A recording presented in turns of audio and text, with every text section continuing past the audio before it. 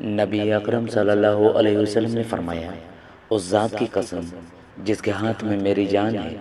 تم معروف یعنی بھلائی کا حکم دو اور منکر یعنی برائی سے روکو، ورنہ قریب ہے کہ اللہ تعالیٰ تم پر اپنا عذاب بھیج دے،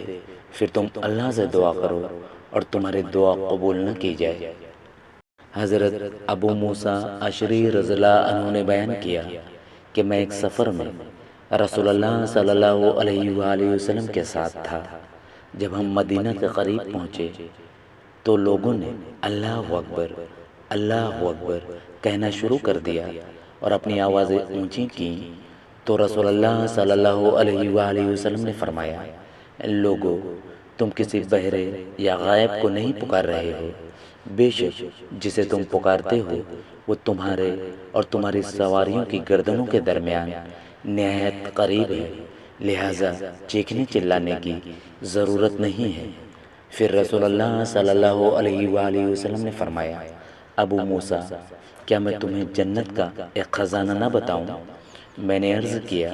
وہ کیا ہے؟ فرمایا، لا حول ولا قوت الا باللہ،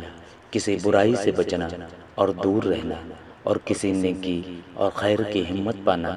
اللہ کے بغیر ممکن نہیں۔ حضرت قیس بن ابو حازم رحمہ اللہ سے روایت ہے کہ حضرت ابو بکر صدیق رضی اللہ عنہ نے کھڑے ہو کر اللہ کی حمد و ثنا بیان کی، پھر فرمایا، اے لوگو تم یہ آیت پڑھتے ہو؟ ترجمہ، اے ایمان والو تم اپنے آپ کو سیدھا رکھو، جب تم ہدایت پر ہو تو گمراہ لوگ تمہیں نقصان نہیں پہنچا سکیں گے۔ اور ہم نے رسول اللہ صلی اللہ علیہ وآلہ وسلم سے سنا، آپ فرما رہے تھے، لوگ جب برائی کو دیکھیں اور اسے ختم نہ کریں یعنی اس سے منع نہ کریں تو قریب ہے کہ اللہ تعالیٰ ان سب کو عذاب کی لپیٹ میں لے لے۔ حدیث کے راوی ابو اسامہ نے دوسری مرتبہ روایت بیان کرتے ہوئے کہا، حضرت ابو بکر رضی اللہ عنہ نے کہا،